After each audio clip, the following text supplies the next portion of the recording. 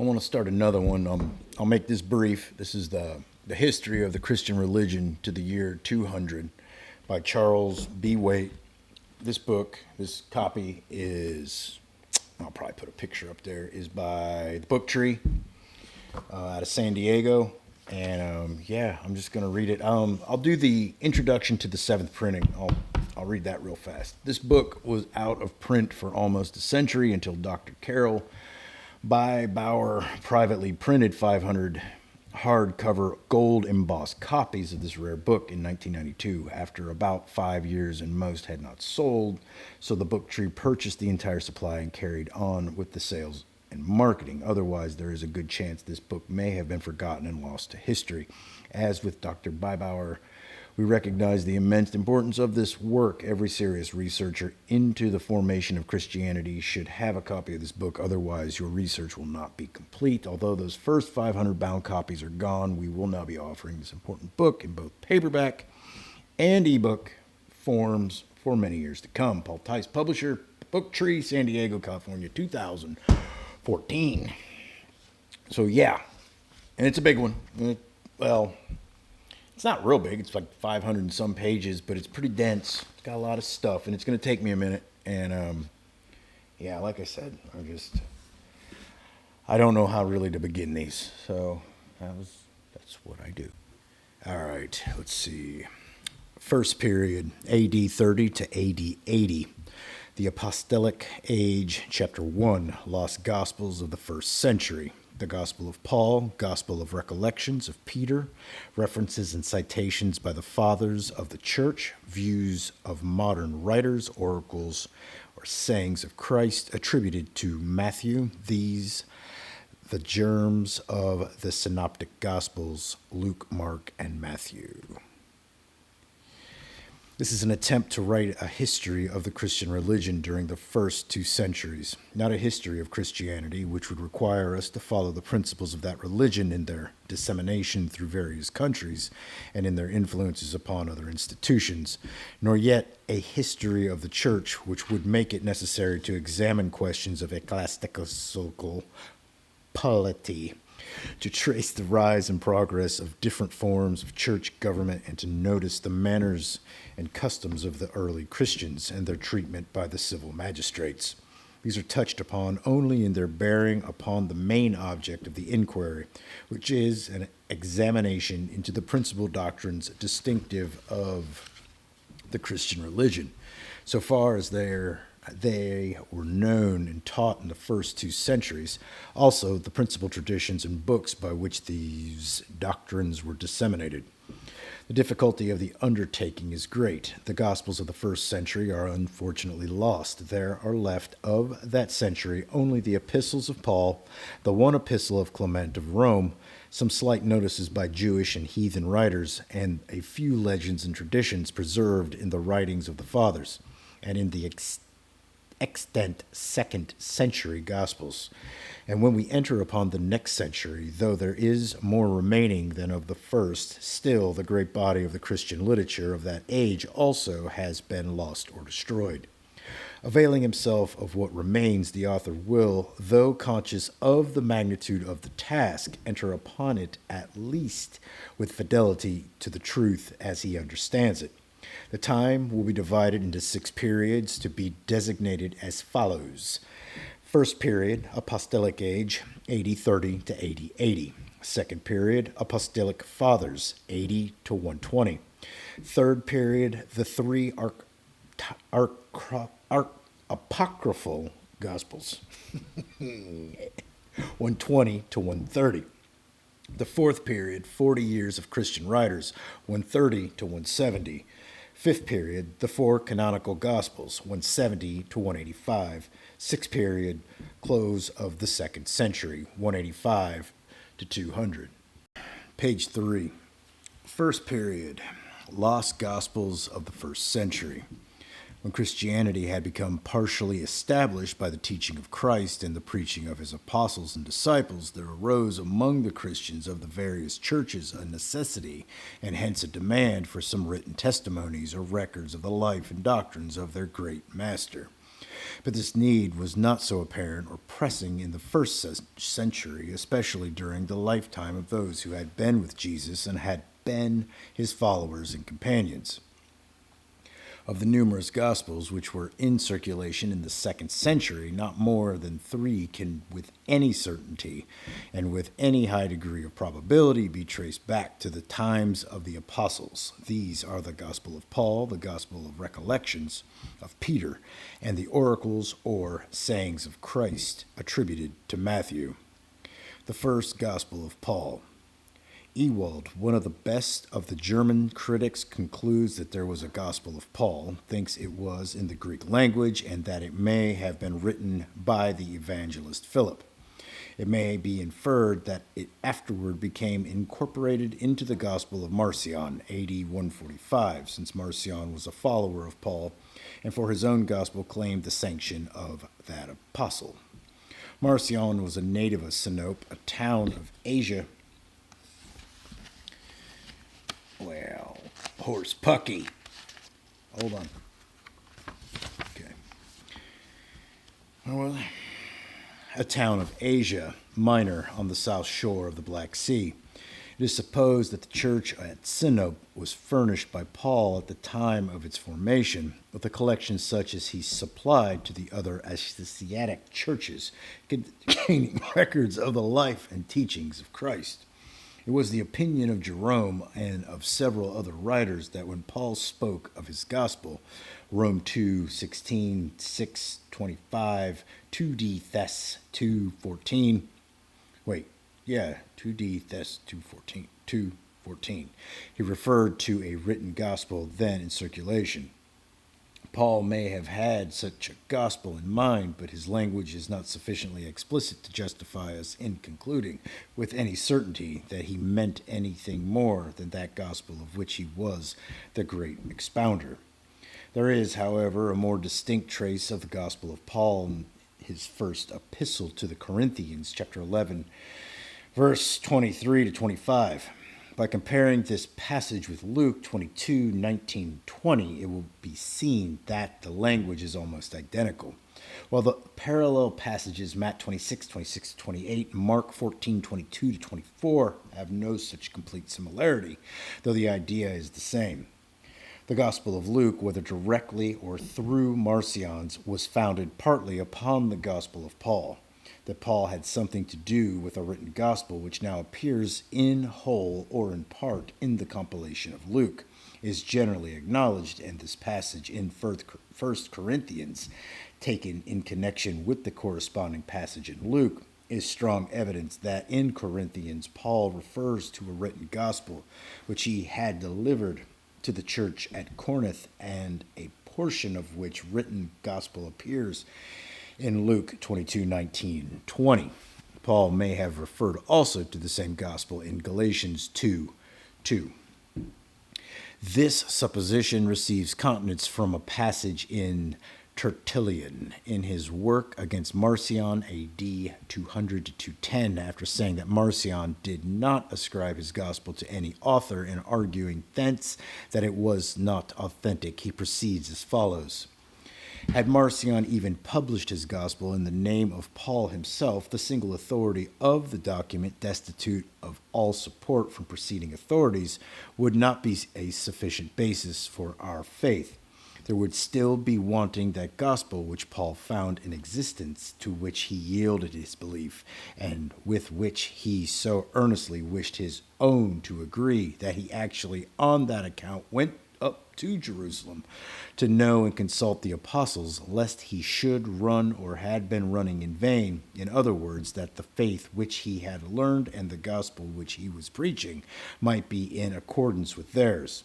Then at last, having conferred with the authors and having agreed with them touching the rule of faith, they joined their hands in fellowship and divided their labors thenceforth in the house of preaching the gospel, so that they were to go to the Jews and Paul to the Jews and Gentiles.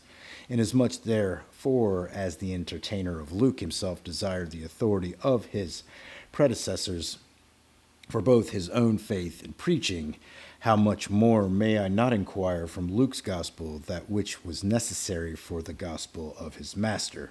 Tertullian ad Marcion. Oh man, a lot of stuff. BK4, chapter 2, anti. Yeah, it's all there. From this passage of Tertullian, it is manifest first that there was a gospel of Paul, and the inference is very strong that it was in writing, since Paul is represented as going to Jerusalem to compare his gospel with another, and while there, conferring with the authors of the other gospel. Secondly, that it was necessary for the purposes of verification that these two gospels should be compared, and thirdly, that all this was anterior to the gospel according to Luke.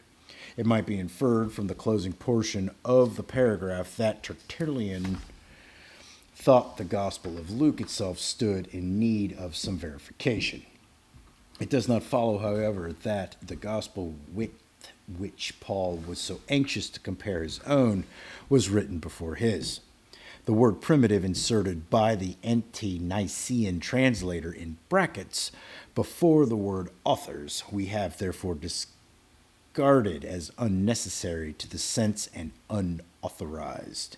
The language of Tertullian is denic ut cum octubius contulit et convient de regula fideli dexterus miscurer.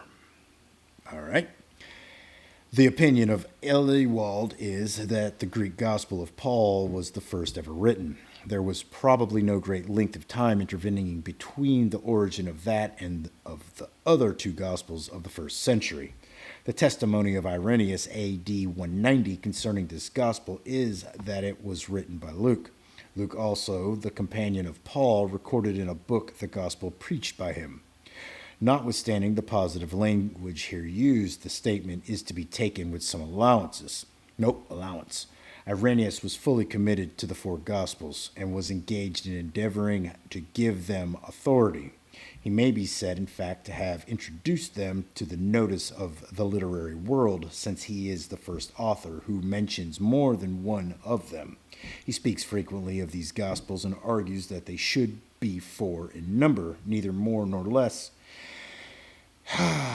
because there are four universal winds and 4 quarters of the world.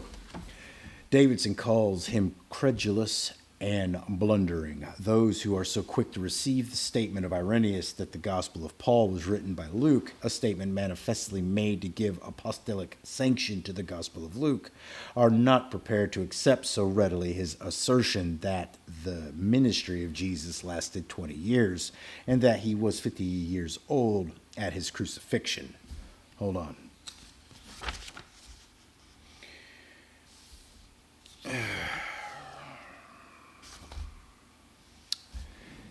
Yeah, I'm going to stop there for a second. It may not stop for you guys, but I'm going to stop there. All right, page 7, The Gospel or Recollections of Peter. This was a book more generally known than the Gospel of Paul, and of the existence of which there can be no doubt. In the year 190, a large number of these Gospels of Peter were found in use by the church of Rossus in Cilicia. And so much were the Christians of that church attached to them that it became necessary for Serapion, one of the bishops, to suppress them and to substitute the canonical Gospels in their stead. 3. Another case of the suppression of older Gospels in use in the churches to make way for those which had been selected will be noticed hereafter. See Tatian. Eusebius, A.D. 325, speaking of the Gospel according to Peter with other books, says, "Neither among the ancient nor the ecclesiastical writers of our day has there been one that has appealed to the testimony taken from them." Again, in Book 3, Chapter 25, he speaks of the Gospel of Peter as among those that were adduced by the heretics under the name of the apostles, and of which no one of those writers in the ecclesiastical succession has condensed to make any mention in his works, and says they are to be ranked not only among the spurious writings, but are to be rejected as altogether absurd and impious. Eusebius had a peculiar faculty for diverging from the truth. Let us see how far from it he has gone in these assertions. 1. Justin Martyr, in the dialogue written about AD 160, says, the mention of the fact that Christ changed the name of Peter, one of the apostles, and that the event had been recorded in his Peter's memoirs, together with his having changed the name of two other brethren who were sons of Zebedee to Boanerges, tended to signify that he was the same, though whom the surname Israel was given to Jacob and Joshua and Hosea. The translation as given in the Ante-Nicene Christian Library, Volume 2, page 233, is as follows. And when it is said that he changed the name of one of the apostles to Peter, and when it is written in the memoirs of him that this so happened, as well as that he changed the name of other two brothers, etc. The word him, commencing with a capital letter, of course, refers to Christ, thus making it read the memoirs of Christ and ignoring Peter as the author. The Greek is, I cannot read that, and I would do a disservice to it. Such a construction, besides referring the pronoun autu of him at the close of the sentence to the more distant antecedent, contrary to the rule in such cases, attributes to Justin language which he is not in the habit of using. Elsewhere, when speaking of the Gospels, which he cites so frequently, he calls them not memoirs of Christ, but memoirs of the apostles. He has 10 times memoirs of the apostles and 5 times memoirs, not once memoirs of Christ. For the rendering we have adopted, we have the authority of Dr. Westcott, 1 and I don't know how to add these footnotes. Maybe I'll just say footer 1. Authority of Dr. Westcott, footer 1, and other eminent scholars. Moreover, it is powerfully supported by the fact that the only one of the canonical Gospels which has this account of the change of the name of James and John to Boanerges is Mark, which has such an intimate connection with the Gospel of Peter. See Mark 3:17. We conclude, therefore, that Justin Martyr here refers to the memoirs or recollections of Peter, which can be nothing else than the Gospel of Peter. It was probably a consideration of this passage which induced Credner to say that Justin made use of this Gospel. 2. The next writer who refers to the Gospel of Peter is Tertullian, A.D. 200-210. He was one of the 3 fathers who were engaged in establishing the canonical Gospels, and as Irenaeus had undertaken to confound the Gospel of Paul with the Gospel of Luke, so Tertullian endeavors to identify the Gospel of Peter with the Gospel of Mark. He says, the Gospel which Mark published is affirmed to be Peter's, whose interpreter Mark was. Footer 3. Jones, who is unwilling to recognize the Gospel of Peter as authoritative, attempts to break the force of this testimony by interpolating in the translation the words by some. Thus is... Damn it! Is affirmed by some to be Peter's. But this is entirely unauthorized. The original is Evangelium quod edit Marcus Petri affirmer cujus interpres Marcus, translated into the Ante-Nicene collection. That gospel which Mark published may be affirmed to be Peter's, who interpreter Mark was. Tertullian manifestly intended to assert that in his day the Gospel of Mark was understood to be Peter's, or to have the Gospel of Peter for its original. All right, page 10. 3. The third father who referred to this Gospel was Origen, AD 230.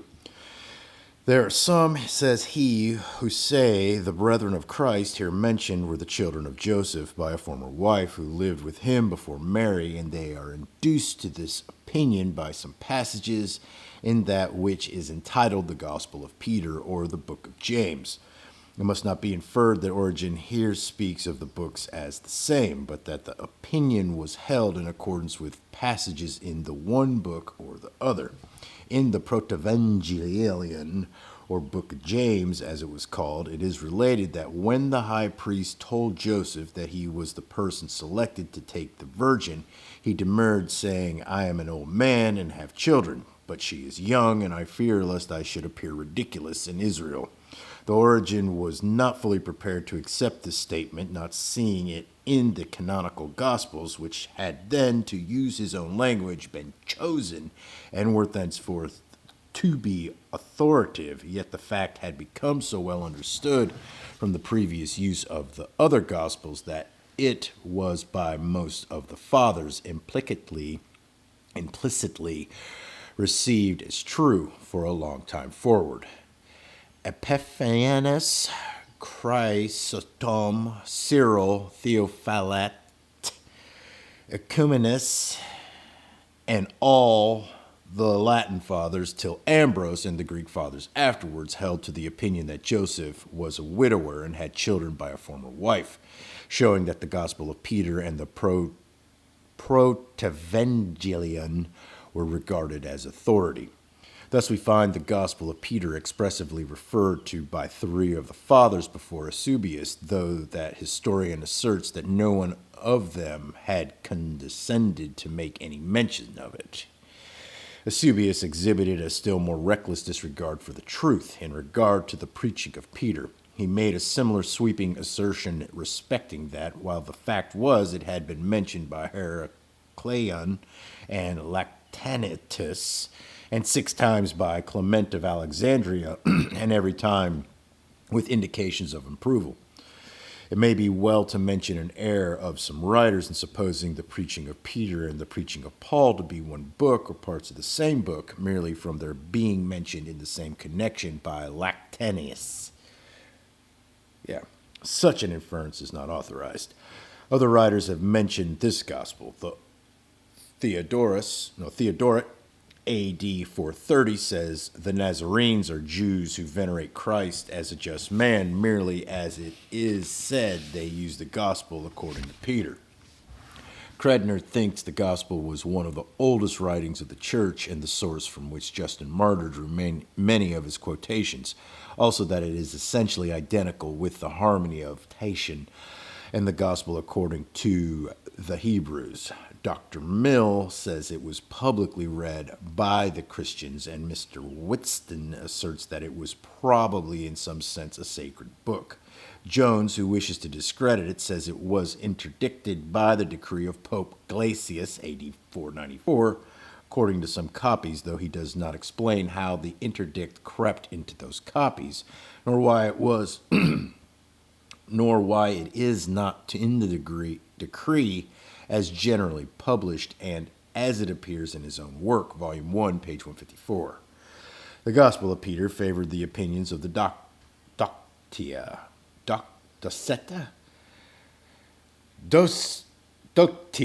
who held that Christ and Jesus were different, that Jesus really suffered, but Christ only in appearance. Norton, whose opinion is entitled to great weight, thinks this gospel was not a history of Christ's ministry.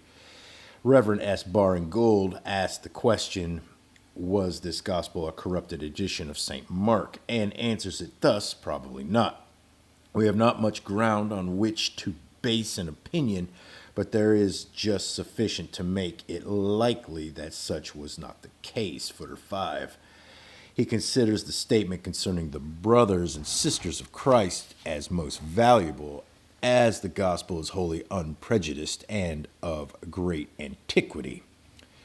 The oracles or sayings of Christ. Our information concerning this collection is exceedingly meager, being based entirely upon a passage in Eusebius in which Papias is represented as saying, Matthew set forth the oracles in the Hebrew dialect, which everyone interpreted as he was able. Footer 2. Eusebius says further that Pappus wrote 5 books of expositions of the oracles of the Lord. These are a part of the multitude of lost writings of those times. Baring Gold thinks that oracles consisted of 5 parts, ending at the following passage. First at Matthew chapter 7, verse 28. Second at Matt 11:1. Third at Matt 13:53. Fourth at Matt 19:1. And fifth at Matthew 26:1. Upon this theory, the oracles were a compilation of different manuscripts. It is the generally received opinion that a number of older manuscripts have entered into the construction of the gospel according to Matthew, and that this gospel was to some extent based upon the oracles. Recapitulation. The gospel of Paul, though it does not stand out so clearly and indisputably as the gospel of Peter, has yet sufficient evidence of having been one of the gospels of the first century. It is testified to by Marcion and apparently alluded to by Irenaeus and Tertullian and by Paul himself. It was in the Greek language. The Gospel or Recollections of Peter was a book well known and of high authority among the ancient Christians. Even after the introduction of the 4 Gospels afterward made canonical, the Gospel of Peter maintained so firm a footing that it became necessary to suppress it in some of the churches. It was retained and used by the Nazarenes long afterward. It is cited by Justin Martyr and referred to by Tertullian and Origen. The statement of Eusebius that no one of the ecclesiastical writers had appealed to testimony taken from it, and that no one of them had condescended to make any mention of it, is untrue. The passage in Justin Martyr is mistranslated in the Ante-Nicene collection, and the passage in Tertullian is mistranslated by Jones. The statement contained in this gospel that Joseph had children by a former wife was generally received by the fathers for several centuries. The Gospel of Peter is highly spoken of by Dr. Mill, Mr. Whiston, and other eminent writers. Credner, a German writer of high authority, thinks it was used by Justin Martyr, AD 150-160. The oracles or sayings of Christ in the Aramaic language we know but little about. It has been generally conceded on the authority of Eusebius that Papias, I don't know, AD 125 had such a book, and that he wrote commentaries upon it. Doctrines.